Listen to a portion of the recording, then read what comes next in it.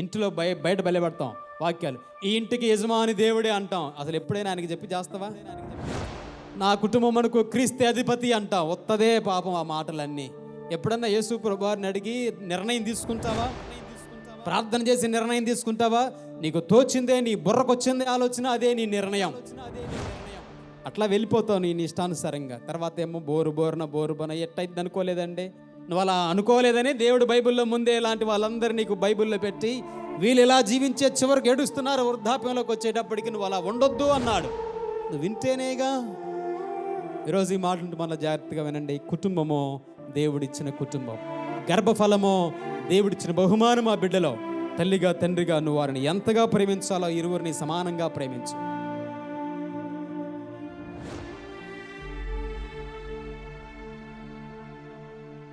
ఈరోజు ఆది కాండంలో రండి, ఒక చక్కటి ఆ కుటుంబమును గురించి మనం ధ్యానం చేసుకుందాం. భలే కుటుంబం ఈ కుటుంబం. కుటుంబము బహు చక్కటి కుటుంబముగా మనం చూడగలుగుతాం. ఈ కుటుంబంలో ఉన్న వ్యక్తులు, ఈ కుటుంబానికి యజమాని ఇస్సాకు.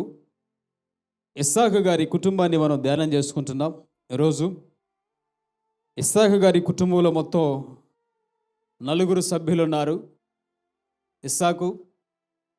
ఇస్సాకు భార్య రిబ్కా, ఇస్సాకు కుమారులు ఏశావు, యాకోబులు. రైట్, మీకు చక్కగా ఇస్సాకు గురించి తెలిసింది. ఇస్సాకు కుటుంబంలో పేర్లు కూడా తెలిసాయి. అయితే మీకు దేవుని యొక్క వాక్య జ్ఞానం అందింది. ఇస్సాకు కుటుంబము చాలా చిన్న కుటుంబం, 4 ఇస్సాకు భార్య, 2 బిడ్డలు. పెద్ద కుటుంబం, చిన్న కుటుంబం. చిన్న కుటుంబం చింతలేని కుటుంబం అంటారు. రైట్, విందాం దేవుని వాక్యం నుంచి. బహు చక్కటి కుటుంబంగా ఇస్సాకు ఫ్యామిలీ, ఇస్సాకు కుటుంబం అనగా, కుటుంబం అంటే ఒకళ్ళిద్దరు కాదు. ఆ కుటుంబంలో ఎంతమంది అయితే ఉంటున్నారో, అత్తమామలు కావచ్చు, తల్లిదండ్రులు కావచ్చు, పిల్లలు కావచ్చు, ఎందరైతే కలిసి ఒక ఇంటిలో ఉంటున్నారో వాళ్ళంతా ఒక ఫ్యామిలీ, వాళ్ళంతా ఒక కుటుంబం. అయితే ఈ ఇస్సాకు గారి కుటుంబంలో వ్యక్తులు మొత్తం 4. ఈ కుటుంబంలో ఉన్న ప్రత్యేకమైన కొన్ని విషయాలు చెప్తారు. భలే ఉంటుంది వాక్యం అంతా అయిపోయిన తర్వాత. ఈ ఇస్సాకు గారి కుటుంబం ఈరోజు ఎంతమంది కుటుంబాలకు సరితోడుగా ఉంటుందో, సమానంగా ఉంటుందో విందాం. ఈ కుటుంబంలో ఉన్న 4 వ్యక్తుల్లో ఒక్కొక్కరి గురించి చెప్తాను. ఒక వ్యక్తి యాకోబు అన్న. ఆదికాండం 27వ అధ్యాయం, 18 నుండి 20 వచనం వరకు ఉన్న విషయాలు. ఇంకా ఆ వచ్చిన భాగాలన్నింటిలో ఉంటుంది. ఈ చిన్న కుటుంబంలో ఒక వ్యక్తి పాత్ర ఈరోజు మన కుటుంబాల్లో కూడా తండ్రిగా, తల్లిగా, లేకపోతే బిడ్డలుగాను ఎందరైతే ఉన్నామో, నీ కుటుంబంలో నీ పాత్ర ఏమిటో, తండ్రిగా నీ పాత్ర ఏంటో, తల్లిగా నీ పాత్ర ఏంటో, బిడ్డలుగా నీ పాత్ర ఏంటో. పాత్ర అంటే ఇంట్లో పాత్రలు అనుకునే తల్లులు, ఆ పాత్రలే కాదు ఇక్కడ. నీ బాధ్యత ఏమిటో, కుటుంబంలో ఎవరి బాధ్యత ఏదైతే ఉందో ఆ బాధ్యతను కనుక మీరు సరిగా నిర్వర్తించలేకపోతే కుటుంబమే ఫెయిల్ అయిపోతుంది.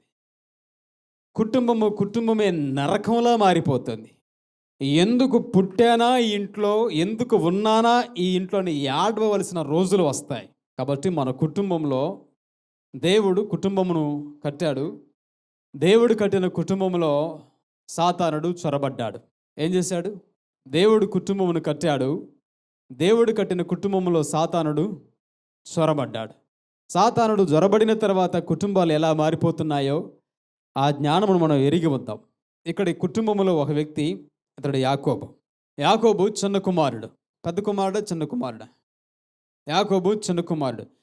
యాకోబును అడిగితే, యాకోబు చిన్న కుమారుడా, చిన్న కొడుక, ఇంటిలో నీ పాత్ర ఏంటయ్యా కదా. చిన్న కూతురా, ఇంటిలో నీ పాత్ర ఏంటమ్మా. చిన్న కొడుక, ఇంటిలో నీ పాత్ర ఏంటి అని యాకోబుని అడిగితే, యాకోబు ఆ ఇంటిలో తను చేసిన పని, భలే కుటుంబం కదా, మోసం చేసుకుంటూ బ్రతికాడు. ఎవరిని? మనం చదివిన ఈ అధ్యాయంలో 18 నుండి 20 వచనాలలో యాకోబు తండ్రిని మోసం చేసి బ్రతికాడు. ఎవరిని మోసం చేస్తూ బ్రతుకుతున్నాడు? ఎలా వచ్చి ఏమంటున్నాడు? తండ్రి దగ్గరికి వచ్చి, నేను ఎవరనుకుంటున్నావు? వచ్చిందేమో చిన్న కొడుకు. తండ్రి దగ్గరికి వచ్చాడు, పెద్ద వయసు అయిపోయింది, ఆయనకు సరిగా కళ్ళు కనబడటం లేదు, స్వరము గొంతు గుర్తుపడుతున్నాడు. ఏమన్నాడు ఆ తర్వాత తెలుసా? తర్వాత వచ్చిన వాళ్ళలో స్వరము చూస్తేనేమో యాకోబు స్వరమేమో యాకోబుది, శరీరమేమో అన్నలాగా ఉంది ఏంటి అంటూ అతను మాట్లాడతాడు. చూడండి 22వ వచనంలో, స్వరము యాకోబు స్వరము కానీ చేతులు ఏసావు చేతులు. తండ్రికి సరిగ్గా కనబడట్లేదు, పెద్ద వయసు అయింది. చిన్న కొడుకు వచ్చి, నానా నేను నీ పెద్ద కొడుకుని అని ఏం చెప్పాడు? అబద్ధం. యాకోబు ఏంటి నీ బ్రతుకు? అబద్ధాల బ్రతుకు, మోసాల బ్రతుకు. ఎవరితో? ఎవరిని మోసం చేస్తున్నాడు? ఈరోజు కుటుంబంలో ఉన్న పిల్లలు, యవనస్తులు బహు జాగ్రత్త వినండి. అబద్ధం చెప్పడం మొదలుపెట్టావు నీ ఇంటి వాళ్ళతోనే. అబద్ధం చెప్పడం మొదలుపెట్టావు ఏదో ఆశించి. యాకోబు ఎందుకు అబద్ధం చెబుతున్నావు? నీ తండ్రితో నువ్వెందుకు అబద్ధం చెబుతున్నావు? మోసం చేసి దీవెనలు పొందాలి. ఏం పొందాలా? మోసం చేసి తను అనుకున్నది సాధించాలి. మోసం చేసి తను అనుకున్నది తన తండ్రి దగ్గర నుంచి సాధించుకోవాలి, సంపాదించుకోవాలని ఈ కుటుంబంలో ఒక పాత్రగా ఉన్న యాకోబు, చిన్న కుమారుడైన యాకోబు తండ్రి దగ్గరకు వచ్చి తండ్రితో అబద్ధాలు చెప్పి తండ్రిని మోసం చేసి, ఏంటా మోసం? చిన్న కొడుకు అయినప్పటికీ నేను నీ పెద్ద కొడుకును అనుకుంటూ మోసం చేసి తండ్రి దగ్గర ఉన్న దీవెనలు దోచుకుపోయాడు. మాటలు ఉంటుంది మనలో, ఎప్పుడు గుర్తుపెట్టుకోండి. మోసాలతో ఇంటిలో ఉన్న తల్లిదండ్రుల దగ్గర మీరు మోసం, అబద్ధాలు చెప్పకండి. అబద్ధాలు చెప్పి మోసం చేస్తూ సాధించుకున్నది, సంపాదించుకున్నది ఈరోజు ఒకవేళ నీకు కంటికి కనబడుద్దేమో, కానీ ఆ తర్వాత అది కనబడదు, నీకు నిలబడదు కూడాను. ఏం చేయొద్దు? ఎవరి బిడ్డలు ఏం చేయొద్దు? నిన్ను కనిన తండ్రి విషయంలో నువ్వు అబద్ధాలు చెప్పి వాళ్ళ దగ్గర ఉన్నది నువ్వు దోచుకోవటం కోసము అబద్ధాలు చెప్పి మోసాలు చెప్పొద్దు. చాలామంది అంటారు, వాళ్ళకడి నా దగ్గర రూపాయి లేదమ్మా, ఒక 1000 రూపాయలు ఇయ్యి. లేదు, రూపాయి లేదా? నిజంగా రూపాయి లేదు. అబద్ధం. ఏంటి? వాళ్ళ దగ్గర ఉన్నది నువ్వు తీసుకోవడం కోసం ఏం చెప్తున్నావు? యాకోబు ఏం చెప్పాడు? తండ్రి దగ్గర ఉన్న దీవెనలు తీసుకోవడం కోసం యాకోబు ఏం చెప్పాడు? అబద్ధాలు చెప్పాడు. అబద్ధాలు చెప్పి తండ్రి దగ్గరికి వెళ్ళి తండ్రి దగ్గర ఉన్న దీవెనలు తీసుకోవడం కోసం మోసం చేశాడు. గుర్తుపెట్టుకోండి, ఎప్పుడు కూడాను యాకోబులాగా ఉండకండి. అదే అధ్యాయంలో తర్వాత లేక ముందు అధ్యాయంలోకి వస్తే, ఆదికాండములో 25వ అధ్యాయంలో 34వ వచనం, 33, 34 వచ్చిన భాగాల్లో ఏం తీసుకున్నాడు? ఎవరిని మోసం చేశాడు? అన్నను మోసం చేశాడు. యాకోబు నేడు నాతో ప్రమాణం చేయమనెను. అతడు యాకోబుతో ప్రమాణం చేసి అతనికి జ్యేష్ఠత్వమును అమ్మివేయగా. రైట్, చాలు. ఎవరిని మోసం చేశాడు? అన్నను మోసం చేస్తూ ఒక విధంగా అన్న దగ్గర నుంచి దీవెనలో వాటా తీసుకున్నాడు. ఏం తీసుకున్నాడు? వాటా. యాకోబుకి జీవితం, యాకోబు ఏంటి నీ జీవితం, ఏంటి నీ బ్రతుకు అంటే, యాకోబు బ్రతుకు అంత అబద్ధాలు మోసాలు. అబద్ధాలు మోసాలు ఎవరితో? సొంత ఇంటిలో వాళ్ళతో, తండ్రితోటి, అన్నతోటి అబద్ధాలు చెప్పి మోసాలు చేసి యాకోబు సంపాదించుకున్నాడు కొంత. ఈరోజు ఈ మాటలు ఉంటున్న మనలో, నువ్వు నీ ఇంట్లో ఉన్న వాళ్ళ దగ్గర నుంచి ఏదైనా సాధించుకోవాలి, సంపాదించుకోవాలి అనుకున్నప్పుడు ఈ దారిని కనుక నువ్వు ఎన్నుకుంటే, యాకోబు యొక్క దారిలో నడుస్తూ నీ ఇంటిలోనే వాళ్ళకే అబద్ధాలు చెబుతూ, నీ ఇంటిలో వాళ్ళనే మోసం చేస్తూ, తన్నునో సోదరునో ఎవరినో వాళ్ళ దగ్గర నుంచి నువ్వు మోసం చేసి అబద్ధాలు చెప్పి ఏదైనా సాధించుకొని దాచుకుంటే, గుర్తుపెట్టుకోండి, ఎప్పుడు కూడాను ఈ విధంగా వచ్చినది ఏది కూడాను నీకు ఎప్పటికీ నిలవదు. ఏం నిలవదు? ఈ విధంగా వచ్చింది ఎప్పటికీ కూడా నీకు నిలవనుగాక. నిలుస్తుందా? దేవుడు ఆశీర్వదించకుండా అడదారులతో, అక్రమాలతో, అబద్ధాలతో, మోసాలతో సంపాదించుకుంది ఏది కూడా నీకు ఎంత సాధించినా అది ఎప్పటికీ నిలువనుగాక నిలవదు.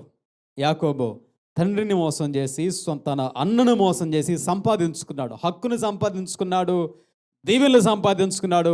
ఇప్పుడు నేను ఇంకా గొప్పవాడిని అయిపోయాను. ఎందుకు? నా అంత తెలివైన వాళ్ళు ఉన్నారో? ఒక వ్యక్తిని మోసం చేయాలంటే నేను ఎంత తెలివి ఉంటే నేను నా తండ్రిని మోసం చేస్తాను.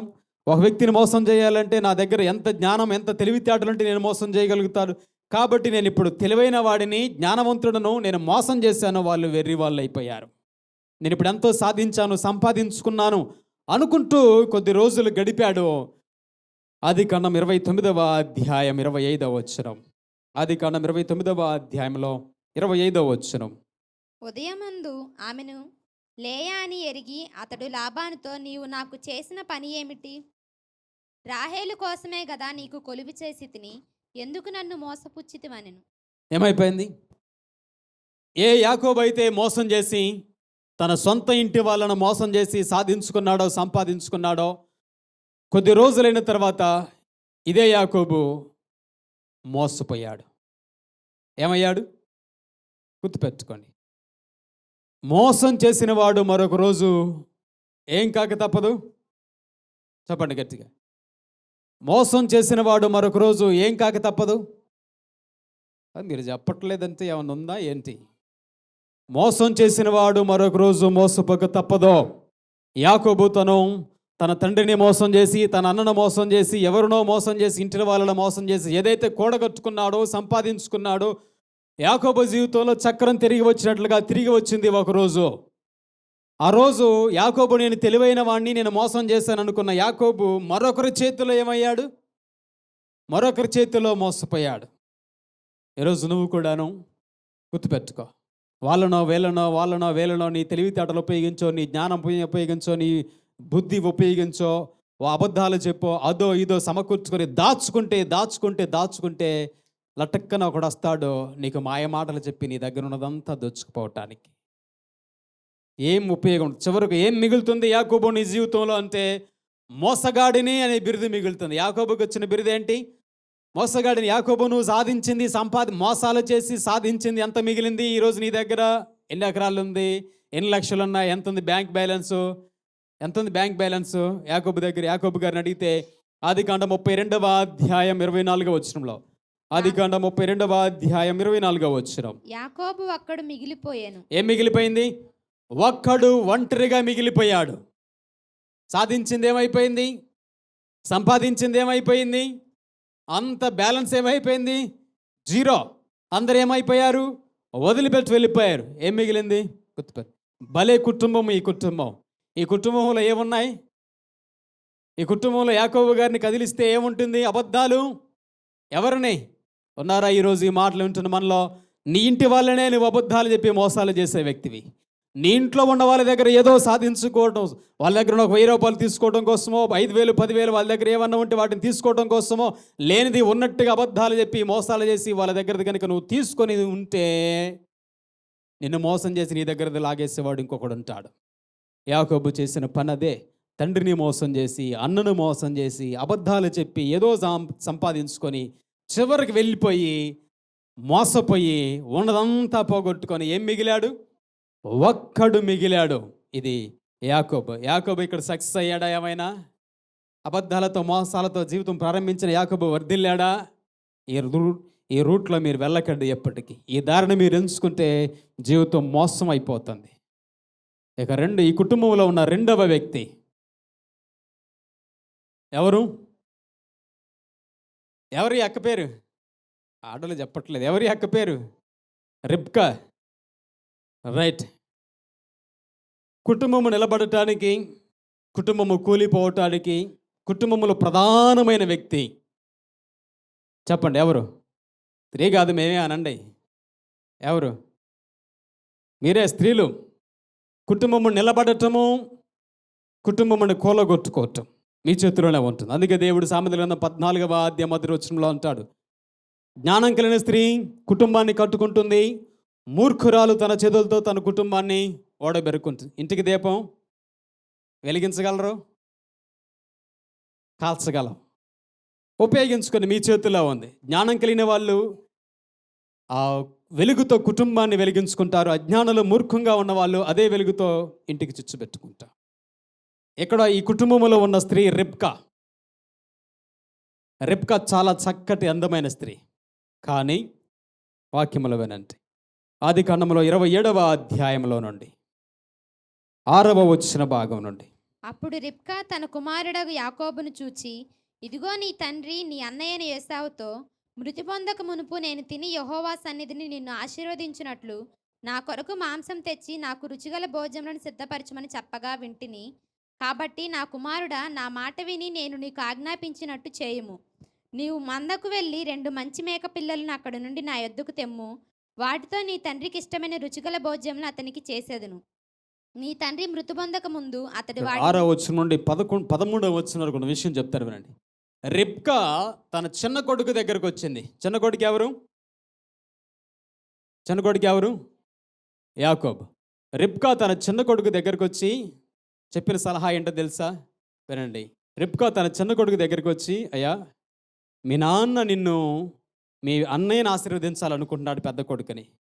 నువ్వేం చేస్తావంటే, చిన్న కొడుకు అయిన నీవు పెద్ద కొడుకులాగా మీ అన్న దగ్గరికి వెళ్ళు అని చెడు సలహా ఇచ్చింది. పిల్లలకు అబద్ధాలు నేర్పించింది ఎవరిప్పుడు? మోసాలు నేర్పించింది ఎవరిప్పుడు? చెప్పండి. అబద్ధాలు ఆడాలి అని నేర్పించింది ఎవరిప్పుడు? వేషధాడ నేర్పించింది ఎవరిప్పుడు? ఏం చెప్పింది? నువ్వు మీ నాన్న దగ్గరికి పెద్ద కొడుకులాగా వేషం వేసుకొని వెళ్ళు. ఏంటది?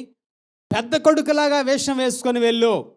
అప్పుడు అన్నాడు యాకోబు, మరి నాన్న గుర్తుపడితేనేమో, అన్నయ్యకి ఒంటి నిండా రోమాలు ఉంటాయి, పట్టుకొని చూసాడానికి ఒకవేళ దగ్గరికి రా అని, నాకు అలాగ ఉండదు కదా. అంటే ఎలాగంటే, ఏం పర్వాలేదు.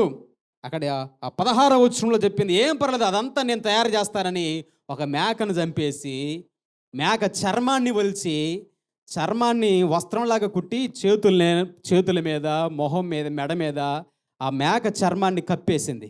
ఇప్పుడు తండ్రి పట్టుకొని చూసినా ఒంటి నిండా రోమాలు కనపడుతున్నాయి కాబట్టి మీ నాన్నకి అంత చూపు లేదులే, ఏమనుకోలే, నేను మేకప్ చేస్తానని బైబిల్లో మొట్టమొదటిగా మేకప్ కిట్ తయారు చేసింది ఈ అక్కే. ఏ అక్క?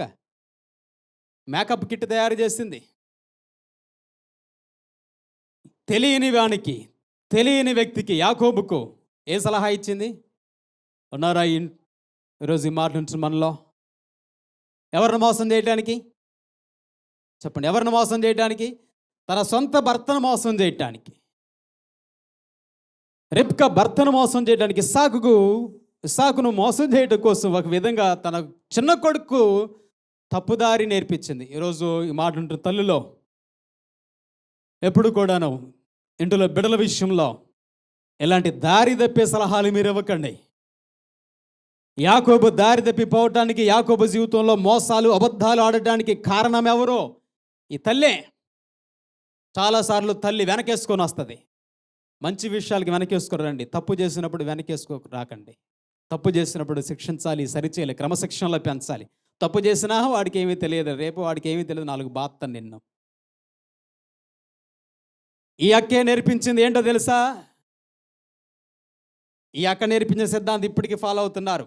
వీళ్ళకి 2 కొడుకులో రిబ్కా చిన్న కొడుకుని వెనకేసుకొని వచ్చింది. మరి పెద్ద కొడుకు కొడుకు కదా? పెద్ద కొడుకు కొడుకు కదా అంటారా? చెప్పండి, పెద్ద కొడుకు కొడుకు కదా? చిన్న కొడుకుని వెనకేసుకొని వచ్చి చిన్న కొడుక్కి సలహా ఇస్తుంది. దీవెనలన్నీ మీ అన్నయ్యకే పోతాయేమో, మీ అన్నయ్య అడవికి పోయిండు వేటాడటానికి, మోసం తేయడానికి, నువ్వు ఇంట్లోనే ఉన్నావు కాబట్టి నేను ఒక మంచి మేకను మీ నాన్నకి ఇష్టమైనట్టుగా వండి పెడతాను. ఈ ఆహారం తీసుకొని నువ్వు మీ నాన్న దగ్గరికి వెళ్ళి, ఇదిగో నేను పెద్ద కొడుకునని చెప్పి ఆ దీవెనలన్నీ నువ్వు తీసుకొని రా. ఎందుకు చిన్న కొడుకు మీద ఇంత మమకారం? పెద్ద కొడుకు మీద ఎందుకు అంత కోపం? ఈరోజు ఈ మాటలు తల్లులో ఉన్నారా ఎవరైనా? దేవుడు నీకు ఇచ్చిన బిడ్డలలో పెద్ద కొడుకును ఒక విధంగా, చిన్న కొడుకును ఒక విధంగా చూసి వ్యత్యాసం కనుక చూపిస్తే రేపు మీరు ముసలి వాళ్ళైన తర్వాత ఉంటుంది మీ పని. మామూలుగా ఉండదు ఆ రోజు. వీళ్ళకు కూడా అర్థం కాల.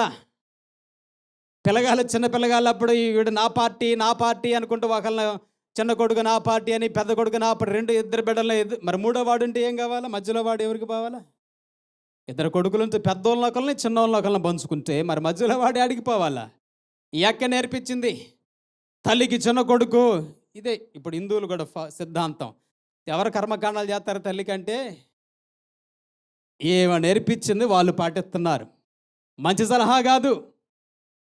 ఇద్దరు బిడ్డలను సమానంగా చూడవలసిన ఈ తల్లి చిన్న కొడుకును వెనకేసుకొని వంటగదిలో తిప్పుకొని వంటలన్నీ నేర్పించి చిన్న కొడుకు మీద ఎక్కువ ప్రేమను పెంచుకొని పెద్ద కొడుకును దూరంగా పెట్టుకుంది.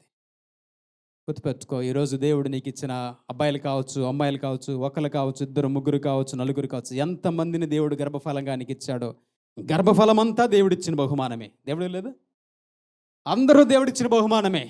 కాబట్టి తల్లిగా తండ్రిగా అందరినీ సమానంగా ప్రేమించండి.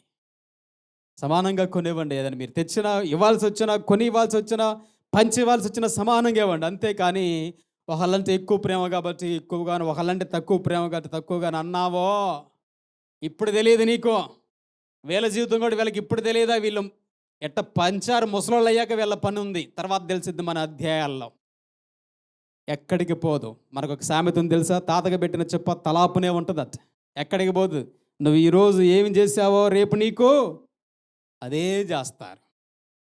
ఇక్కడ కూడా వీళ్ళు చేసిన పెద్ద పొరపాటు తల్లి ఒక్కళ్ళనే ప్రేమించటం, తల్లి ఒకరిని ఎక్కువగా ప్రేమించటం, ఇంకొకరిని అంతగా ప్రేమించక పక్కన పెట్టటం. ఉన్నారా ఈరోజు ఈ మాటలుంటున్న మనలో? చదువుకున్నోడని, లేకపోతే ఉద్యోగం వచ్చిందని, లేకపోతే ఈ అమ్మాయి మా మాట వినే అమ్మాయి అని, విననోళ్ళని, వీళ్ళు బాగా అందంగా ఉన్నోళ్ళని, అందంగా లేరని, ఎట్లా గనుక నీకు దేవుడిచ్చిన బిడల విషయంలో నువ్వు తారతమ్యం చూసి వ్యత్యాసం చూపించావనుకో, రేపు నీకు తర్వాత ముదిమిలో ముసలితనంలో వచ్చిన తర్వాత పగలే చుక్కలు చూపిస్తారు నీకు, రాత్రులు కాదు. ఎప్పుడు? పగలే కనపడతాయి నక్షత్రాలు. అలాంటి పరిస్థితి వీళ్ళ జీవితంలో తర్వాత వీళ్ళకి ఎదురైంది. అంత అప్పుడు ముసలితనాన్ని పోయాక ఎదురైతే ఇంకేముంది, ఏం చేయగలుగుతారు? అందుకే ఎప్పటికీ అలా చేయకండి. చూడండి 25వ అధ్యాయం 28వ వచనం చివరిలో, యాకోబును ప్రేమించెను. రిబ్కా యాకోబును ప్రేమించెను. తల్లి ఎవరిని ప్రేమించిందంట? తల్లి ఇద్దరు బిడ్డలను ప్రేమించిందని ఉందా? ఇద్దరు బిడ్డలను ప్రేమించవచ్చుగా, ఉందా? తండ్రి ఇద్దరు బిడ్డలను ప్రేమించవచ్చుగా, ఉందా? ఈరోజు ఈ మాటలు ఉంటున్న ప్రియ తల్లిదండ్రుల్లో, అమ్మాయిని ఒక రకంగా అబ్బాయిని ఒక రకంగా ప్రేమించమాకండి. అమ్మాయి ఏముందండి, కట్నం తీసుకొని పోయి అమ్మాయిగా, అబ్బాయి అంటే ఇంటి పేరు నిలబెడతాడు, వారసుడని ఎక్కువ ప్రేమించావు అనుకో, ఆ తర్వాత ఎక్కువ ప్రేమిస్తే వాళ్ళ వల్ల నీకు ఎక్కువ తిప్పలు ముప్పులు వస్తాయి. సమానంగా ప్రేమించండి. ఇద్దరూ దేవుడిచ్చిన బిడ్డలే, అవునా? ఇద్దరు దేవుడిచ్చిన గర్భఫలమే. గర్భఫలం అంటేనే దేవుడిచ్చిన బహుమానం. సమానంగా ఇద్దరిని ప్రేమించండి. కానీ రిబ్కా చేసిన పని, చిన్న కొడుకుని ఎక్కువగా ప్రేమించి, చిన్న కొడుకు గొప్పవాడు కావాలని కోరుకొని చిన్న కొడుకుకి చెడు సలహాలు ఇచ్చింది. అడిగితే రిబ్కా, ఏంటమ్మా నీ ఇంటిలో నీ పాత్ర అంటే? నాకు చిన్న కొడుకు అంటే ఎక్కువ ప్రేమ. ఎవరంటే ఎక్కువ ప్రేమ? నాకు చిన్న కొడుకు అంటే ఎక్కువ ప్రేమ, అందుకే నేను వాడి దగ్గర ఏమంట. చిన్న కొడుకు అంటే ఎక్కువ ప్రేమ. ఏమో చెడు సలహాలు ఇస్తే ఆ సలహాలు విని యాకోబు వేషం వేసుకొని ఎవరిని మోసం చేయాల్సి వచ్చింది? తండ్రిని అన్నను మోసం చేసి చివరికి మోసగాడనే బిరుదు వచ్చింది యాకోబుకి. యాకోబు, నీకు మోసగాడనే బిరుదు వచ్చింది. ఎవరి వల్ల చెప్పండి? ఎవరి వల్ల? ఈరోజు మా పిల్లలు అస్సలు మా మాట వినట్లేదండి. వాళ్ళు బూతులు మాట్లాడుతున్నారండి. వాళ్ళు ఏమన్నా స్కూల్లో కాలేజీలో నేర్చుకున్నారా బూతులు? ఇంట్లో ఉన్నప్పుడే తిట్టు తిట్టు అనే వాళ్ళు తిడుతుంటే భలే చంకలు కొట్టుకుంటావుగా. రేపు నిన్ను పెద్ద అయ్యాక అయ్యే తిట్లు తిడతాడు. ఈరోజు భలేగా ఉంటుందిగా. గడప తగిలి కింద పడ్డాడు అనుకో, గడప తగిలిందా నీకు అని వచ్చి నువ్వు గడప మీద ఒక కర్ర తీసుకొని కొట్టి కష్ట తీరిందిలే పో అంట. ఏమి నేర్పించావు వాడికి? నిన్ను కొట్టినందుకు దాన్ని నువ్వు తిరిగి కొట్టాలి. నూరు పోసింది ఎవరు? చిన్నప్పుడు నువ్వు కాదు. ఏదైనా దెబ్బ తగిలి కింద పడితే వాళ్ళు దాన్ని నువ్వు కొట్టి వాళ్ళ కళ్ళ ముందు అమ్మ ఇంకెళ్ళిపో అని వాళ్ళకు తెలియకుండానే వాళ్ళ చిన్న పసి మనస్సుల్లో పగా ప్రతీకారాలు తీర్చుకోవడం నేర్పించింది నువ్వు కాదు. రేపు పెద్ద అయ్యాక కూడా నీ మీద అయ్యే నేర్పిస్తారు, అయ్యే ఉపయోగిస్తారు. అప్పుడు తెలుస్తుంది నీకు. అందుకే రిబ్కా పాత్ర పోషించకండి. ఎలాంటి విషయంలో ఒకరిని ఎక్కువగా ఒకరిని తక్కువగా ఎప్పటికీ చూడకండి. దేవుడు అందరిని ఇస్తే అందరిని బిడ్డలను సమానంగా చూడండి. రిబ్కా చిన్న కొడుకుకి సపోర్ట్ చేసి చిన్న కొడుకుకి చెడు సలహాలు ఇచ్చి తండ్రి దగ్గర ఉన్న దీవెనలు మోసపూరితంగా సంపాదించుకోవడానికి కారకురాలైపోయింది. ఏమైపోయింది? కారకురాలైపోయింది. గుర్తుపెట్టుకోండి. ఇక మూడో వ్యక్తి, ఇంటిలో ఉన్న మూడవ వ్యక్తి ఇస్సాకు. ఈయన ఇంటికి యజమాని. ఎవరు ఈయన? ఇస్సాకు. ఈయన ఈ ఇంటికి యజమాని. ఇంట్లో మొత్తం నలుగురు, భార్య భర్త 2 బిడ్డలు, చిన్న కుటుంబం. కానీ ఒక్కొక్కరు భలే ఉంటారు. ఎట్లా ఉన్నాయి వీళ్ళిద్దరూ? యాకోబేమో మోసాలు, రెబ్కానేమో ఈయనకి సపోర్ట్. ఎవరికి సపోర్టు? చిన్న కొడుకుకి సపోర్ట్ అంతా. చిన్న కొడుకు ఏదంటే అది రైట్. ఏమని చెప్పిందంటే చిన్న కొడుకు మాట విన్నట్టు. ఇక ఇంట్లో యజమాని ఇస్సాకు. ఇస్సాకు గురించి చూడండి. 27వ అధ్యాయంలో మొదటి వచనం. ఇస్సాకు వృద్ధుడై తన కన్నులకు మందదృష్టి కలిగినప్పుడు అతడు తన పెద్ద కుమారుడైన ఏశావుతో, నా కుమారుడా అని అతన్ని పిలువగా, అతడు చిత్తము నాయనా అని అతనితో అనెను. చదువమ్మ చదువు. అప్పుడు ఇస్సాకు, ఇదిగో నేను వృద్ధుడను, నా మరణ దినం నాకు తెలియదు. కాబట్టి నీవు దయచేసి నీ ఆయుధములైన నీ అంబుల పొదిని, నీ విల్లును తీసుకొని అడవికి పోయి నా కొరకు వేటాడి మాంసం తెమ్ము. నేను చావక మునుపు నిన్ను ఆశీర్వదించినట్లు నాకిష్టమైన రుచిగల భోజనములను సిద్ధపరిచి. రైట్. ఇస్సాకు ముసలోడైపోయాడు, బాగా వృద్ధాప్యంలోకి వచ్చాడు. కళ్ళు కూడా సరిగా ఏముంది వాక్యంలో? మంద దృష్టి, కళ్ళు కూడా సరిగ్గా కనపట్ల. అడిగితే ఈయన గారిని అడుగుదాం. ఇస్సాకు, ముసలివాడు అయిపోయావు కదా, చివరి కోరిక ఏదైనా ఉంటే కోరుకో అంటే, మాంసం తినాలని అన్నాడంట. ఏం తినాలనుంది? మాంసప్రియుడు. అంటే కళ్ళే సరిగ్గా కనపడట్లేదు, ఏమైనా చచ్చిపోయే దశలో ఉన్నావు. ఎవరన్నా ఎలాంటి కోరికలు కోరుకుంటారు? మాంసం తింటాం. అదేమన్నా ముఖ్యమైన కోరిక? మాంసం తినకపోతే బతకలేమా? ఈ తిండిపోతూ కోరిక ఎప్పుడైతే ఇస్సాకు మాంసం తినాలని కోరుకున్నాడో, గుర్తుపెట్టుకోండి, వృద్ధాప్యంలోకి వచ్చాక చాదస్తం ఎక్కువైపోద్ది. ఈ ఇస్సాకు వృద్ధాప్యంలో కోరుకున్న ఈ కోరిక పెద్ద కొడుకు తిప్పలు తెచ్చింది. ఎవరికి తిప్పలైంది? గుర్తుపెట్టుకోండి. వృద్ధాప్యంలో ఉన్నప్పుడు మీరు అడిగేవి, మీరు కోరుకునేవి, అవి మీ కుటుంబాన్ని నష్టాల పాలు, కష్టాల పాలు చేసేవిగా ఉండకూడదు. నువ్వు ఇంటికి యజమానుడువు, ఇంటికి దూలం నువ్వే, ఇంటికి ఆధారం నువ్వే, ఇంటికి పెద్ద దిక్కువు నువ్వే. నువ్వు ఎలా ఉండాలా? ఒక్కడని పిలిచి, పెద్ద కొడుకుని పిలిచి ఏమన్నాడు? పెద్ద కొడుకుని పిలిచి, నీకు ఇంకో కొడుకు లేడు ఇస్సాకు, కాకపోతే యాకోబు కొడుకు లేడా? చూడండి ఈయన గురించి 25వ అధ్యాయంలో 28వ వచనం మొదటి లైన్. ఇస్సాకు ఏశావు తెచ్చిన వేట మాంసమును తినుచుండెను గనుక అతన్ని ప్రేమించెను. ఏంటంట? ఈయన కూడా ఇదే పార్టీ. ఈయనకేమో పెద్ద కొడుకు అంటే ప్రేమ. ఏమంటే ప్రేమ ఈయనకు? చెప్పండి, ఏమంటే ప్రేమ ఈయనకు? పెద్ద కొడుకు అంటే ప్రేమ. మరి ఇంకో కొడుకు ఏం కావాలా? ఇస్సాకు మాంసప్రియుడు. పెద్ద కొడుకు వేటాడి మాంసం తెస్తా ఉంటే తింటా ఉన్నాడు. ఏమైపోయింది చివరి దశలో? తినటం మంచిదే, మనిషి బ్రతకటానికి తినాలా, తప్పు కాదు. కానీ అధికముగా మాంసము, ఏమన్నాడు దేవుడు? అధికముగా మాంసం తినవాడు దరిద్రుడైపోతాడట. తిండిపోతుడు. మాంసాపేక్ష అధికంగా ఉండకూడదు. వృద్ధాప్యంలో ఉన్నప్పుడు నీకు ఏదైనా ఉంటే, కోరికలు ఏమైనా ఉంటే, చివరిగా 2 కొడుకులు నీకు ఉంది పిలిచి, వాళ్ళిద్దరితో ఏదైనా నీకు ఆ దీవెనలు కానీ, ఆశీర్వాదాలు కానీ, ఆస్తి కానీ అందరితో మాట్లాడి నిర్ణయం తీసుకోవాల్సింది. కానీ పెద్ద కొడుకు అంటే ఎక్కువ ప్రేమ కాబట్టి చిన్న కొడుకుని అసలు పట్టించుకోకుండా పెద్ద కొడుకు ఒక్కడిని పిలిచి, పెద్ద కొడుకుతో నువ్వు అడవికి పోయి వేటాడి మాంసం తీసుకురా, నువ్వు మాంసం తెచ్చాక నేను కడుపార తిని, ఏముంది వాక్యంలో? ఉందా లేదా మాట? ఏమనుంది? కడుపార తిని నేను నిన్ను ఆశీర్వదిస్తాను. మరి చిన్న కొడుకు ఏం కావాలా? చిన్న కొడుకు ఏం కావాలా? చిన్న కొడుకు ఆశీర్వాదాలు వద్దా? ఒక మాట అండి, ఇస్సాకు నీ కళ్ళే సరిగ్గా కనపడ, మాంసం ఎట్ట నలిగిద్ది చెప్పు? కళ్ళు కనపడినంత వయసులకు నువ్వు వెళ్ళిపోతే దాదాపుగా ఆయన వయసు 100 సంవత్సరాలు దాటిపోయింది. సుమారుగా 113 సంవత్సరాల వయస్సులో ఉన్నాడు అప్పుడు. దాదాపుగా ఎంత? దాదాపుగా నీకు సరిగ్గా ఏం సరిగ్గా కనపడు దాదాపుగా. మరి నీకు మాంసం ఎక్కడ నలుగుద్ది చెప్పు? ఇదే ఏమన్నా చివరి కోరిక? ఏమన్నా బలమైన కోరికలా? ఇలాంటి కోరిక కోసం మాంసం పెడితే నువ్వు దీవెనలు ఇస్తావా? మాంసం పెడితే నువ్వు ఆశీర్వాదాలు ఇస్తావా? ఏం కోరికలు ఈ కోరికలు? ఇంటికి యజమానుడు అయ్యండి.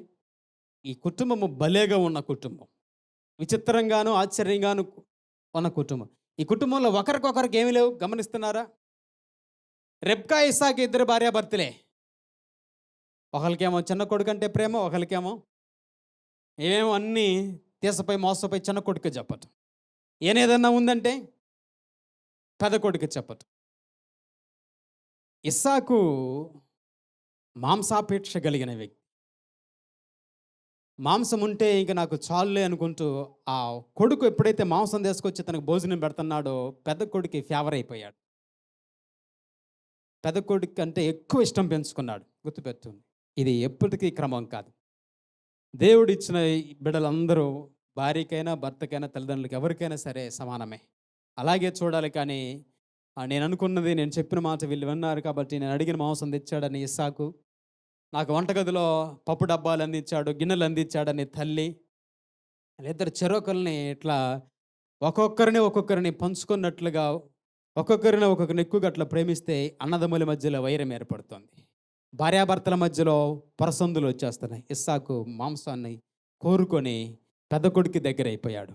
ఏమైపోయాడు? పెద్ద కొడుక్కి దగ్గర అయిపోయారు. కాబట్టి తినటం తప్పు కాదు, కానీ తిండిపోతనం మాత్రం పాపం అవుద్ది. తినటం తప్పు కాదు, కానీ తిండిపోతనం మాత్రం వారి కడిపే వాళ్ళకు, పిలిపి 3:19 వారు కడిపే వాళ్ళకు. ఇప్పుడు ఇస్సాకు దీవించాలంటే అర్హత ఏంటంట? మాంసం. ఎవరు మాంసం పెడితే, ఎప్పుడన్నా దీవెనలో మాంసం పెడితే వస్తాయా? కానీ ఈయన ఏం కోరుకున్నాడు? నాకు మాంసం వండి పెడితే నేను దీవిస్తాను. ఇది కుటుంబానికి, నాయకత్వానికి, కుటుంబంలో పెద్దగా ఉన్న వాళ్ళకి సరి అయిన క్రమం. కానీ అంటే నీ అవసరం తీరితే, నువ్వు అనుకున్నది చేస్తే, నీకు నచ్చింది ఇస్తే నువ్వేమో వాళ్ళని దీవిస్తావు. నువ్వు అనుకున్నట్లుగా వాళ్ళు ఉండకపోతే, నువ్వు అడిగింది వాళ్ళు ఇవ్వకపోతే నువ్వు వాళ్ళని దీవించవుగా. ఇంకా ఇస్సాకు కుటుంబంలో తండ్రి పాత్ర విషయంలో ఫెయిల్ అయిపోయాడు. ఏమైపోయాడు? ఇస్సాకు నాయకత్వం విషయంలో తండ్రిగా ఫెయిల్ అయిపోయాడు. రిబ్కా తల్లిగా ఈమె కూడా ఏమైపోయింది? ఈమె ఫెయిల్ అయిపోయింది. రిబ్కానేమో యాకోబుకు చెడు సలహా ఇచ్చి తప్పుదోరలో నడిపించింది. ఇక కుటుంబంలో ఉన్న చివరి వ్యక్తి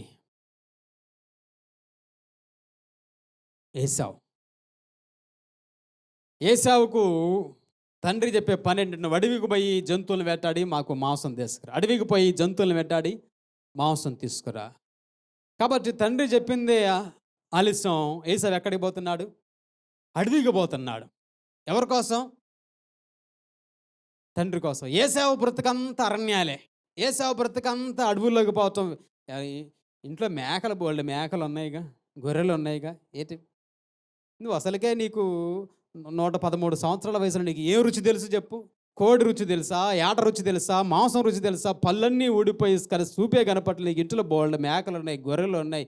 ఏదో ఒకటి కోసుకొని తినొచ్చుగా. అడవికి పంపించల్లా. అడవిలో ఆ మాంసానికి అలవాటు పడిపోయాడు. అడవి మాంసానికి అడవికి పంపించి కొడుకును వేటాడి ఏదో ఒకటి ఏశావు బ్రతుకు అడవి పాలైపోతుంది. ఏశావు అరణ్యములకు పోయి వేటాడి తేవాల్సి వచ్చేస్తుంది. ఏశావు ఇట్లా అడవికి పోయి వేటాడి తీసుకొస్తూ ఒకరోజు ఏం దొరకలా. ఒకరోజు వేటాడి అరణ్యానికి పోయాడు, ఏం దొరకలా. తిరిగాడు. బాగా ఆకలితో ఇంటికి తిరిగి వచ్చాడు. బాగా ఆకలితో ఇంటికి తిరిగి వస్తే ఇంటిలో తమ్ముడు వండుతున్నాడు వంట. ఎక్కడ నేర్చుకున్నాడు? అమ్మ కొంగబలుచుకొని వంటలన్నీ బాగా వండడం నేర్చుకున్నాడు. తమ్ముడు వంట వండుతున్నాడు. ఏం వంట వండుతున్నాడు అంటే చిక్కుడుకాయ కూరలు. ఏమంట? చిక్కుడుకాయ కూర వంట వండుతున్నాడు. భలే వాసన అనిపించింది ఇంటికి రాగానే. గుమ్మంలోకి కడుపు నిండిపోయింది వాసనతో. ఒక్కసారి అట తొంగి చూశాడు. ఎట్ట కనపడిందంట? ఏముంది వాక్యంలో? ఎర్రగా కనపడిందట. 25వ అధ్యాయంలో మనకుంటుంది. 29, 30 ఆ వచ్చిన భాగాలన్నింటిలో తర్వాత ఎర్రగా చిక్కుడుకాయ కూర కనపడేటప్పటికీ ఆ వాసన కనిపించాడు. అబ్బా, ప్రాణం పోతే పోయింది, కానీ ఒక్కసారి ఈ కూర తినాల్సింది అనుకున్నాడు. ఈయనకు కూడా ఎందుకు తిండో తెలుసా? మాంసం తీసుకొచ్చి చెప్తున్నాడు. తండ్రి తినంగా మాంసం మిగులుతుందిగా, మిగిలిన మాంసాన్ని తింటున్నాడు. బాగా అలవాటు పడిపోయాడు తిండికి. ఏ నడువులకు పంపించి మాంసం తినేటట్టుగా మాంసప్రియన చేసింది ఎవరు? ఈరోజు తిండి మీద ఎక్కువ మక్కువ కలిగేలా చేసేది ఎవరు? మీరు కాదు. ఇంట్లో డబ్బులున్నా లేకపోయినా ఆదివారం రాగానే, లేకపోతే గురువారం రాగానే, పుట్టినరోజునో పెళ్లి రోజునో ఫంక్షన్ అనో డబ్బులను అప్పులు చేసి మరి మాంసం అని తీసుకొచ్చి ఇంటిలోని పిల్లలను తిండిబోతులుగా తయారు చేసేది ఎవరు చెప్పండి? ఈ తండ్రి కదా. ఈ తండ్రి కదా ఎవరు? ఇప్పుడు ఏశావును తిండిబోతుగా మార్చింది ఎవరు? ఒక్క పూట కొద్దిసేపు తినకపోతే ఏమైనా ప్రాణం బాద్దా? పోదు. కానీ అలవాటు పడిపోయాడు తండ్రి దగ్గర నుంచి తిండికి. ఏశావు వెంటనే తమ్ముడి దగ్గరికి పోయి, తమ్ముడు భలేగా ఉండే, భలే వాసన వస్తుంది, నాకు అన్నబెట్ట కూర ఇవ్వు అన్నాడు. వీడు అసలుకే మాయగాడు. ఎవరు? యాకోబు. యాకోబు అన్నాడు, నేను నీకు గనుక ఇవ్వాలంటే ఒక కండిషన్ అన్నాడు. ఏంటి ఆ కండిషను? నువ్వు ఇంట్లో పెద్ద కొడుకు కదా, పెద్ద కొడుకు వారసత్వాన్ని హక్కును నాకు ఇవ్వు, అప్పుడు నీకు చిక్కుడుకాయల కూర పెడతాను. పెద్ద కొడుకు హక్కు అంటే ఏంటో తెలుసా? పెద్ద కొడుకుకి 2 వాటాలు బైబిల్ క్రమం. పెద్ద కొడుకు ఎన్ని? 2 వాటాలు అన్నమాట. జ్యేష్ఠత్వపు హక్కు అంటారు దాన్ని. ఇప్పుడు యాకోబు ఎప్పుడైతే తన అన్న అడిగాడో, నీ హక్కును, నీ వాటాను, నీ జ్యేష్ఠత్వ హక్కును నాకు ఇచ్చేయి అన్నాడు. అది ఉండి నేను బతికిచ్చి చిక్కుడుకాయల కూర కంటే, భోజనం కంటే ఎక్కువ అనుకున్నాడు. ఎంత బాగా ఏమన్నాడు?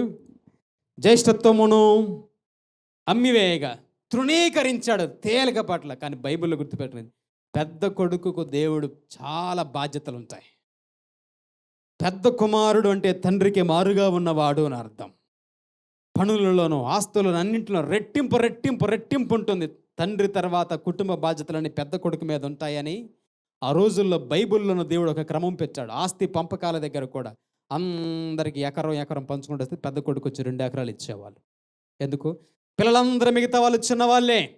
తండ్రి తర్వాత ఈ కుటుంబం అంతటిని ఆలనా పాలన చూసుకొని రెక్కల కష్టం చేసేది కుమారుడు పెద్ద కొడుకు. కాబట్టి పెద్ద కొడుకు ఆ భాగం ఇచ్చారు ఆ రోజున. ఇప్పుడు ఏం చేశాడంటే ఆ వాటనంతటిని కేవలం చిక్కుడుకాయ కూర కోసం. దేనికోసం? తిండి కోసం. ఒక మాటలో దేనికోసం చెప్పండి? తిండి కోసం. తిండి కోసం ఒక్క మాటలో తీసేయి, నాదంతా నువ్వు తీసుకొని ఇదంతా నాకు ఇచ్చేయి అన్నాడు. జ్యేష్ఠత్వ హక్కును ఒక్క పూట కూటి కోసం అమ్ముకున్నాడు. దేనికోసం? ఒక్క పూట కూటి కోసం జ్యేష్ఠత్వ హక్కును అమ్ముకొని కడుపు నిండా తిని లేచి వెళ్ళిపోయాడు. ఆ తర్వాత అర్థమైపోయింది అది ఎంత భయంకరమైన పరిస్థితో. తెలుసా మీకు మాట చెప్తాను, ఇంట్లో పెద్ద కొడుకులుగా ఉండటం మహా గొప్ప భాగ్యం. ఆ రోజునది మహా గొప్ప భాగ్యం. ఏంటో తెలుసా? యేసుక్రీస్తు ప్రభువారు పెద్ద కుమారుడిగా ఉన్న వాళ్ళ గర్భాన పుడతారు అనేది ఒక ప్రవచనం. ఎవరి వంశంలో నుంచి? జ్యేష్ఠత్వపు వారసులుగా యేసుక్రీస్తు ప్రభువారు భూమి మీదకి రాబోతున్నారు అనేది ఒక ప్రవచనం. కాబట్టి అక్కడ ఉన్న వాళ్ళ అప్పట్లో కుటుంబాలందరూ ఎదురు చూసేది ఏంటంటే, ఈ లోకరక్షకుడు ఇంటిలో పెద్ద కుమారుడి గర్భం నుండి భూమి మీదకి వస్తానన్నాడు. కాబట్టి ఎవరికి వాళ్ళు పెద్ద కుమారుడిగా ఉండటం గొప్ప భాగ్యంగా ఫీల్ అయ్యారు. పెద్ద కుమారుడిగా పుడితే నేను చాలా అదృష్టవంతుణ్ణి, ఒకవేళ నా కుటుంబం నుంచి ఈ లోకరక్షకుడు భూమి మీదకి వస్తాడని ఎవరికి వాళ్ళు అదృష్టంగా భావించారు. ఇప్పుడు అంత గొప్ప భాగ్యాన్ని ఏశావు కేవలం ఒక్క పూట తిండి కోసం ఏం చేశాడు? పక్కన పెట్టేశాడు, అమ్ముకున్నాడు. ఇప్పుడు పెద్ద కుమారుడు భాగం అంతా చిన్న కొడుకుకు పోయింది ఆ హక్కు. ఎవరికి వచ్చేసింది? యాకోబుకి వచ్చింది. ఇప్పుడు యేసుక్రీస్తు ప్రభువారు భూమి మీదకి రావాలి, ఆయన ప్రవచన ప్రకారంగా జ్యేష్ఠత్వ హక్కుగా జ్యేష్ఠ కుమారుడిగా రావాలి. ఇప్పుడు రివర్స్ అయిపోయింది. ఏశావేమో అమ్ముకుంటే యాకోబుకు పోయింది. ఇప్పుడు యాకోబు గర్భాన్ని యేసుక్రీస్తు ప్రభువారు భూమి మీదకి వచ్చేసారు. ఎంత గొప్ప భాగ్యాన్ని ఏసావు కొద్దిపాట్లు ఏమైపోయాడు? పోగొట్టుకున్నాడు, నిలబెట్టుకోలేకపోయాడు దేవుడిచ్చిన గొప్ప భాగ్యాన్ని. తర్వాత వాక్యంలో ఉంటుంది, హెబ్రీ పత్రిక 12వ అధ్యాయం 17వ వచనం భాగంలో. హెబ్రీ పత్రిక 12వ అధ్యాయం 17వ వచనం. ఒక్క పూట కూటి కొరకు తన జ్యేష్ఠత్వ హక్కును అమ్మివేసిన ఏశావు వంటి భ్రష్టుడైనను వ్యభిచారి అయినను ఉండునేమో అని జాగ్రత్తగా చూచుకొనుడి. ఏశావు ఆ తరువాత ఆశీర్వాదం పొందగోరి కన్నీళ్లు విడుచుచు దానికోసరము శ్రద్ధతో వెతికినను మారు మనసు పొందని అవకాశం దొరకక విసర్జింపబడినని మీరు ఎరుగుదురు. ఏంటంటే ఏమన్నాడు దేవుడు? ఏశావు లాంటి భ్రష్టుడు. ఏమన్నాడు దేవుడు? ఏశావు గొప్పోడు అన్నాడా? ఏశావు గొప్పోడు అన్నాడు దేవుడు. ఏశావు లాంటి భ్రష్టుడు ఒక్క పూట తిండి కోసం యేసుక్రీస్తు ప్రభువారు వచ్చే గొప్ప ఆ జ్యేష్ఠత్వ హక్కునే ఒక్క పూట తిండి కోసం అమ్ముకొని ఏమైపోయాడు? భ్రష్టుడైపోయి తర్వాత తప్పు అయిపోయింది ప్రభు, తప్పు అయిపోయిందని ఏడ్చిన లేదు, నో ఛాన్స్ అంట. కుటుంబంలో ఒక్కొక్కరు ఒక్కొక్క భలే క్యారెక్టర్ ఉన్నారు ఈ ఇంటిలో. ఈ ఇంటిలో ఉంది నలుగురు 4 రకాల క్యారెక్టర్లు కలిగి ఉన్నారు. గుర్తుపెట్టుకొని చివరకు ఈ కుటుంబం ఎటువైపు వెళ్ళిపోయింది? ఏసావేమో భ్రష్టుడైపోయి కన్నీటి పాలైపోయాడు ఏసావు. యాకోబేమో మోసగాడులాగా వెళ్ళిపోయాడు.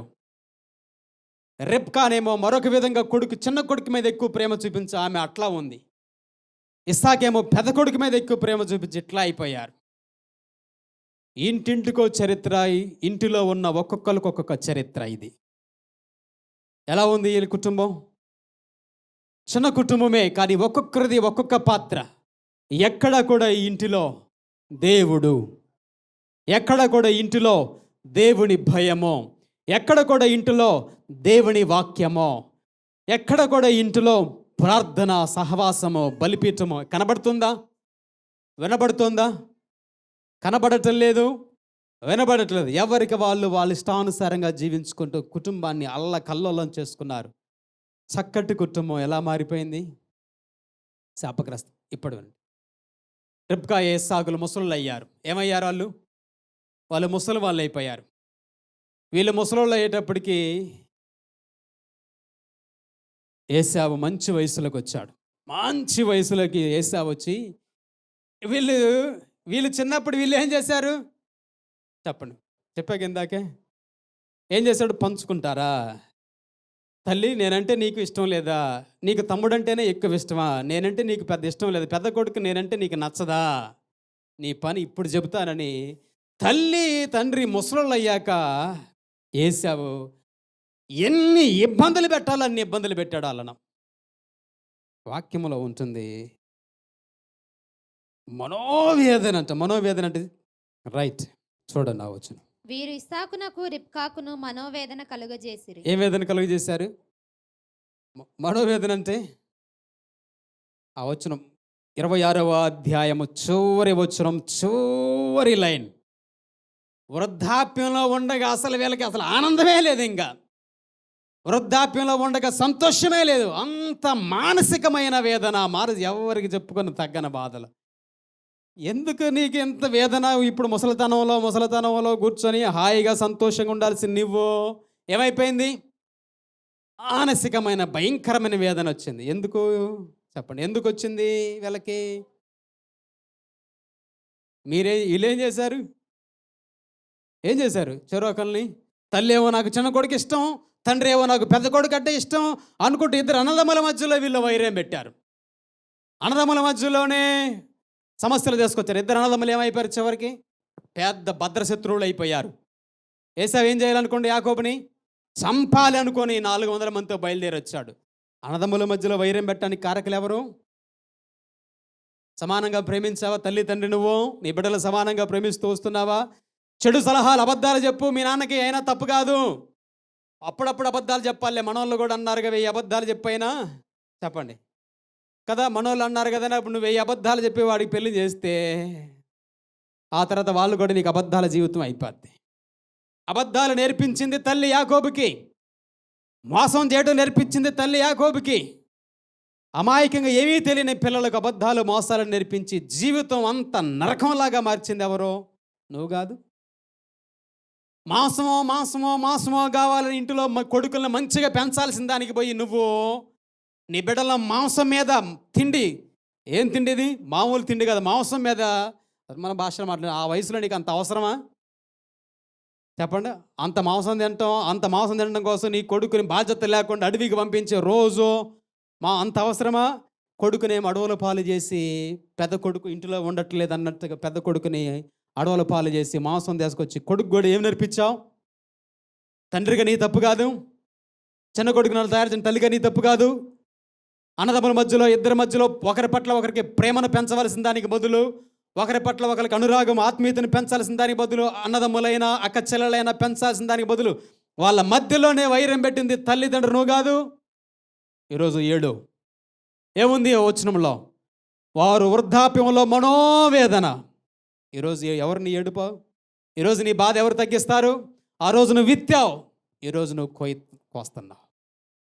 ఈరోజు ఈ మాటను ప్రియ తల్లిదండ్రులు, ఈరోజు నా ఇంట్లో నా మాట చెల్లుతోంది, ఈరోజు నేను చెప్పింది నా శాసనం, నా మాటే శాసనం అనుకుంటూ నా నిర్ణయం తిరుగులేదు అని నువ్వు అనుకొని దేవుని వాక్యమునకు క్రమమునకు వ్యతిరేకంగా దూరంగా నీ సొంత ఇష్టం నెరవేర్చుకుంటే ఏం పర్లేదు, నెరవేర్చుకో. ఆ తర్వాత నువ్వు ఏడుస్తావు. ఒక్కొక్క కుటుంబము ఒక్కొక్క చరిత్ర, కుటుంబంలో ఒక్కొక్క వ్యక్తి ఒక్కొక్క విధంగా జీవిస్తే చివరి కుటుంబం ఎటువైపు వెళ్తోంది? నీ కుటుంబం రేపు నీ భవిష్యత్తు ఏమవుతుంది? రేపు నీ పిల్లల భవిష్యత్తు ఏమవుతుంది? అందుకే ఎప్పటికీ ఇలా ఉండకండి. ఈ కుటుంబం ఇక్కడ ఫెయిల్ ఏమైపోయింది? అందరూ ఫెయిల్ అయిపోయారు. కుటుంబ యజమాని ఫెయిల్ అయిపోయాడు, జ్ఞానవంతుడైన భార్యగా ఆమె ఫెయిల్ అయిపోయింది, పెద్ద కొడుకు ఫెయిల్ అయిపోయాడు, చిన్న కొడుకు ఫెయిల్ అయిపోయాడు. ఏదో దేవుని మహాకృప వాళ్ళ తాత చేసిన ప్రార్థన, యాకోబు వారి తాత అబ్రహాము గారు చేసిన ప్రార్థన యాకోబును పట్టుకోబట్టి సరిపోయింది, కానీ లేకపోతే కుటుంబము ఎక్కడ వెళ్ళిపోయాది? ఆ కుటుంబం ఈరోజు ఈ మాట ఉంటుంది మనలా గుర్తుపెట్టు. దేవుడు నీకు ఇచ్చిన కుటుంబము చాలా చక్కటి కుటుంబం, దేవుడు కట్టిన కుటుంబం అది. ఆయన కుటుంబాన్ని కట్టి తల్లిగా, తండ్రిగా, బిడ్డలుగా, భార్యాభర్తలుగా, అత్తమామలుగా ఆ కుటుంబాన్ని నీ చేతుల్లో పెట్టాడు. నువ్వు నీ ఇష్టం వచ్చినట్లు నడిపించుకోవద్దు కుటుంబాన్ని. ఇంట్లో బయట బయలుపెడతాం వాక్యాలు, ఈ ఇంటికి యజమాని దేవుడే అంటాం. అసలు ఎప్పుడైనా ఆయనకి చెప్పి చేస్తావా? నా కుటుంబం మనకు క్రీస్తే అధిపతి అంటాం. వత్తదే పాపం ఆ మాటలన్నీ. ఎప్పుడన్నా యేసు ప్రభువారిని అడిగి నిర్ణయం తీసుకుంటావా?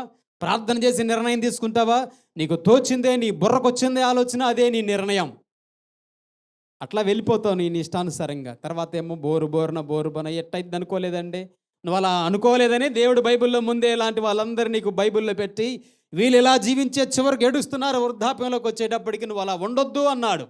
నువ్వు వింటేనేగా. ఈరోజు ఈ మాటలు మన జాగ్రత్తగా వినండి. కుటుంబము దేవుడిచ్చిన కుటుంబం, గర్భఫలము దేవుడిచ్చిన బహుమానం. ఆ బిడ్డలో తల్లిగా, తండ్రిగా నువ్వు వారిని ఎంతగా ప్రేమించాలో ఇరువురిని సమానంగా ప్రేమించు. ఇరువురికి నీకు దేవుడు ఇచ్చిన బిడ్డలలో అందరినీ సమానంగా ప్రేమించు, సమానంగా ఇవ్వు. ఒకటే పక్షపాతం లేకుండా సమానంగా నీ ప్రేమను అందించు. చిన్నోడో, పెద్దోడో, మధ్యలో వాడు, 4వ వాడు, 5వ వాడు, 6వ వాడు, 7వ ఇట్లాంటి భేదాభిప్రాయాలు ఏం పెట్టుకోవద్దు. అందరిని సమానంగా ప్రేమిస్తే రేపు నీ కుటుంబము దీవించబడుతుంది. ఎప్పుడు కూడా ఒకరికి ఇట్లాంటి అన్నదమ్ముల మధ్యలో వైర్యం కలిగేలాగా, అక్కచెల్లెల మధ్యలో వైర్యం కలిగేలాగా ఎప్పటికి చెడు సలహాలు మాత్రం తల్లిదండ్రులు మీరవ్వకండి. వారి మధ్యలో ఉన్న పొరసందులు తీసివేసేలాగా వారిని ఐకమత్యంగా ఉంచాలి. అన్నదమ్ముల మధ్యలో, అక్కచెల్లెల మధ్యన ఒక్క తాటి మీద, ఒక్క మాట మీద నిలబెట్టే వాళ్ళగా తల్లిదండ్రులుగా ఉండి కుటుంబాన్ని కట్టేవారంగా మనం ఉండాలి. కానీ ఒకరిని ఎక్కువ తక్కువ చేసి ఒకరి మీద, అన్నకి తమ్ముడి మీద, తమ్ముడికి అన్న మీద, అక్కకి చెల్లి మీద, చెల్లికి అక్క మీద అట్లాంటి ఫిర్యాదులు చెప్పేవారుగా, రిబ్కా లాగా, ఇస్సాకు లాగా ఉంటే రేపు నీ కుటుంబం సక్సెస్ఫుల్ కుటుంబంగా ఉండదు. రేపు ఏడుస్తావు, నీ కుటుంబాన్ని చూసుకొని నువ్వు ఏడుస్తావు. ఆ వచనంలో ఏముంది? చివరిలో ఏం మిగిలింది? చివరికి మనోవేదనకి మందు ఉందా?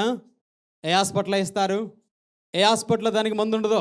మానసికమైన వేదన ఎంత ఏడ్చినా, మొత్తుకున్నా తిరిగి రాదు. అది మహావృక్షాలాగా అలా మారిపోయాయి అలవాట్లు, తిరిగి రాదు. అదొక్కటే నువ్వు చచ్చిపోయేదాకా నీకు వేదనే మిగులుతుంది. వేదన మానసికమైన వేదనతో ఆరోగ్యాన్ని పాడు చేసుకొని ఏమైపోతావు చివరకు? అంత భయంకరమైన పరిస్థితి. ఫెయిల్యూర్ ఫ్యామిలీ ఇది. ఈ కుటుంబం భలేగా ఉంది కదా? భలేగా ఉందా లేదా? భలేగా ఉందా? ఎంత చక్కగా ఉండాల్సిన కుటుంబం. ఎవరు? ఇస్సాకు మహా గొప్ప ప్రార్థనపడిన అబ్రహాము కుమారుడు. ఏమైపోయింది కుటుంబం? మాంసం ఒక్కటే. యజమానుడికి ఏంటి? మాంసం మీద దృష్టి పెట్టాడు. పెద్ద కొడుకుని పక్కదారి పట్టించాడు. భార్య ఏం చేస్తుంది? రిబ్కా చిన్న కొడుకుని ఎక్కువ ప్రేమించి, నా చిన్న కొడుకు పెద్దోడు కావాలి, నా చిన్న కొడుకు గొప్పవాడు కావాలి, నా చిన్న కొడుకు అన్నకంటే గొప్ప కావాలంటే దృష్టి పెట్టి చివరికి కుటుంబాన్ని ముక్కలు చేసుకొని శత్రువులుగా మార్చుకొని ఫెయిల్యూర్ అయిన కుటుంబంగా ఈరోజు మన ముందు నిలబడిన కుటుంబం. ఈరోజు ఈ మాట ఉంటున్న మనలో ఎవరు అలా ఉండకూడదు. చక్కగా దేవుడు మనకిచ్చిన కుటుంబము వర్ధిల్లుతూ దీవించబడుతూ, దేవుడు నీకు ఇచ్చిన గర్భఫలం బిడ్డలు ఎందరైతే ఉన్నారో దావీదులాగా మనం అనాలి. నా బిడ్డలు, నా కుమారులు, నా కుమార్తెలు నగరానికి మూల స్తంభాలు. మా ఊరు నిలబడిందంటే నా బిడ్డలే అన్నాడు. మా రాజ్యం నిలబడిందంటే, మా ఇల్లు నిలబడిందంటే మా బిడ్డలు మూల స్తంభాలుగా ఉన్నారు అన్నాడు దావీదు. ఈరోజు మనం కూడా మన కుటుంబంలో బిడ్డల దేవుడిచ్చిన గర్భఫలం బిడ్డలను సమన్యాయంగా పక్షపాతం లేకుండా ఒకే ప్రేమతో ప్రేమించి బిడ్డల విషయంలో తల్లిగా నీ బాధ్యతను, తండ్రిగా నీ బాధ్యతను, పిల్లలుగా మీ బాధ్యతను తల్లిదండ్రులకు లోబడి ఉండటం, విధేయత కలిగి ఉండటం, ఇలా ఎవరి బాధ్యతను వాళ్ళు క్రమంగా పాటించగలిగితే పరలోకం ఎక్కడుంటుందంటే నీ ఇంట్లోనే ఉంటుంది. దేవుడు భూమి మీద పంపించింది కష్టాలు పట్టడానికి కాదు. నేను చేసిన ఈ ఆనందకరమైన సృష్టిని చూసి, సంతోషకరమైన సృష్టిని చూసి ఆ పరలోకంలో పొందే ఆనందాన్ని కొంతకాలం మీద భూమి మీద మనం ఆనందించాలి, సంతోషించాలి అని. ఇది శాంపిల్ పీరియడ్, ట్రయల్ పీరియడ్ భూమి మీద పరలోకం ఆనందం అనేది. ఇలా కనుక దేవుడు చెప్పినట్లుగా నీ కుటుంబాన్ని కలుసుకోకపోతే నరకం ఎక్కడ ఉంటుందంటే చచ్చిపోయాక కాదు, నువ్వు బతుకుండగానే ఇంట్లో నరకం చూస్తావు. కాబట్టి ఎవరూ కూడా మనం అన్యులం కాదు, దేవుని ఎరగని వాళ్ళం కాదు, దేవుని వాక్యము తెలియని వాళ్ళం కాదు. దేవుని నమ్మిన వారం. బైబిల్ గ్రంథంలో దేవుడు కుటుంబం చక్కగా ఉండాలి అని కోరుకున్నాడు. మన జీవితాలు సంతోషంగా ఉండాలని కోరుకున్నాడు. ఆయన కోరుకున్నట్లుగా మనం ఉండాలి అంటే మన కుటుంబాన్ని దేవుని వాక్య ప్రకారంగా క్రమంగా తల్లిగా, తండ్రిగా, బిడ్డలుగా ఎవరి ధర్మ విధులు వాళ్ళు నిర్వర్తించినప్పుడు ఎవరికి వారు తండ్రిగా దేవుని వాక్యాన్ని బట్టి కుటుంబాన్ని కట్టుకో, తల్లిగా దేవుని వాక్యాన్ని బట్టి కుటుంబాన్ని కట్టుకో, బిడ్డలుగా దేవుని వాక్యాన్ని బట్టి తల్లిదండ్రులకు లోబడి విధేయులుగా ఉండు. నీ కుటుంబము దేవుడు ఆశ్రయించిన కుటుంబంగా, సక్సెస్ఫుల్ ఫ్యామిలీగా, విజయవంతమైన కుటుంబంగా ఉంటుంది. దేవుడి మహాకృపను మనందరికీ దయచేయను గాక. ఆమేన్. ప్రార్థన చేసుకుందాం.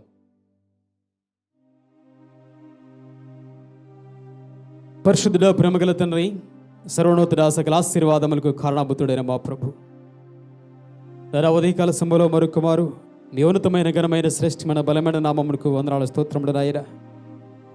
ఇస్సాకు కుటుంబంలో నుంచి ఉన్న నలుగురిలోనే 4 రకాల మనస్తత్వాలు కలిగి ఉండి చివరకు ఎవరికి వారు దిక్కులేని పరిస్థితులకు మారిపోయి కుటుంబాన్ని చెల్లాచెదురుగా చేసుకొని కొంతమంది మా ప్రభు విడిచిపెట్టబడి, కొంతమంది వృద్ధాప్యంలోకి వచ్చిన తర్వాత మనోవేదనకు గురై మా ప్రభు బహుబాధలకు గురైపోయి ఒకరు శపించబడి ఒకరు దీవించబడి, అయ్యో ఒక గర్భాన పుట్టిన కుటుంబంలో ఒకరు శాపం వైపు ఒకరు దీవెనల వైపు వెళ్ళిపోయి నానా బాధలు భరించారు నాయన. అటు పరిస్థితి మా ప్రభు ఎవరికి రాకూడదు.